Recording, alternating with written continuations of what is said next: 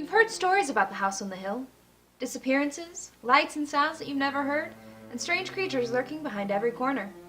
Welcome to Betrayal at House on the Hill. Betrayal is a strategy game with a trigger mechanic for 3 to 6 players from Avalon Hill. Players will take on the role of explorers investigating the infamous house on the hill. Will you be able to defeat the horrors inside, or will you turn and become the horror yourself? Let's find out at Betrayal at House on the Hill. Set the Traitor's Tome and the Secrets of Survival haunt books to the side. Do not open these books or you will ruin the surprise. Each player chooses a double-sided character card and places the 4 plastic clips on the green starting values of their chosen character. Your character card has 4 traits: speed, might, sanity, and knowledge. Shuffle the omen cards, item cards, and event cards and place them face down in a stack where everyone can reach them. Place the entrance hall, foyer, grand staircase piece in the center of the table. Place the basement and upper landing tiles nearby. Mix the rest of the room tiles together and place them face down in a stack.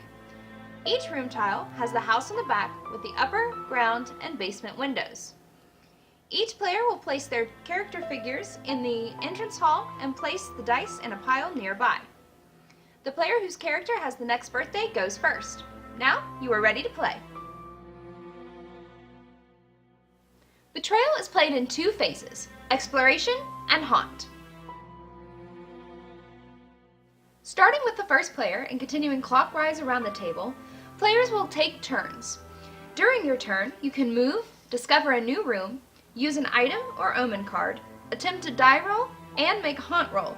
You can do these in any order. If you choose to move, you can move your player the number of spaces equal to your current speed on your character card. If your explorer enters a doorway where there is not a room, you will discover a new room. Look at the room stack. If the top tile has the name of the floor you are on, turn it over and connect it to the doorway you have just entered, then move into that room. If the top tile does not have the name of the floor you are on, discard tiles face down until you find one that matches. If there is not a symbol in the bottom right corner, you may continue discovering rooms until you have moved your max speed. If there is a symbol, your movement ends and you must perform the action associated with that symbol. There are 3 types of symbols: event, item, and omen. If you move into a room with the spiral symbol, that will trigger an event. Draw an event card and follow the instructions written. If you move into a room with a bull's head, that will give you an item. Draw an item card, read it out loud, and place it face up in front of you. If you move into a room with a raven, you will get an omen. Draw an omen card, read it out loud, and place it face up in front of you. Some room tiles are special rooms that will allow you to attempt a die roll. Special rooms will have rules printed on the tile, like making a speed roll to get across a chasm. These rules are also listed in your rulebook in more detail.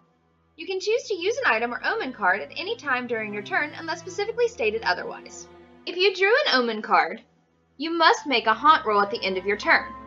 Roll 6 dice. If the sum of the number on the dice is equal to or greater than the number of omen cards on the table, nothing happens and play will continue to the next player. If the number is less than the number of omen cards on the table, the haunt begins.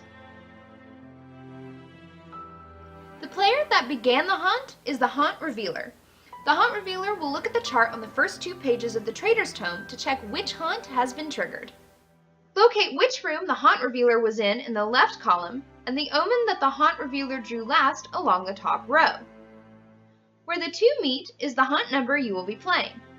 Below the chart is the list of haunts. Find the corresponding haunt number, and that will tell you which haunt and who the traitor is. Once you have determined the haunt number and traitor, give the traitor the Traitor's Tome and have them leave the room to read their objectives and setup. The heroes will stay and read their objectives, setup, and talk strategy. Once the traitor and heroes are ready, do exactly what it says in the Right Now section of each of the books. From this point on, follow the rules listed in each of the tomes. The goals of the hunt for the traitor and heroes are listed in the You Win section. At least one hero must survive for the heroes to win, but the traitor doesn't always have to survive to win. When a winner has been determined, someone from the winning side will read the If You Win section out loud, and that's Betrayal at House on the Hill.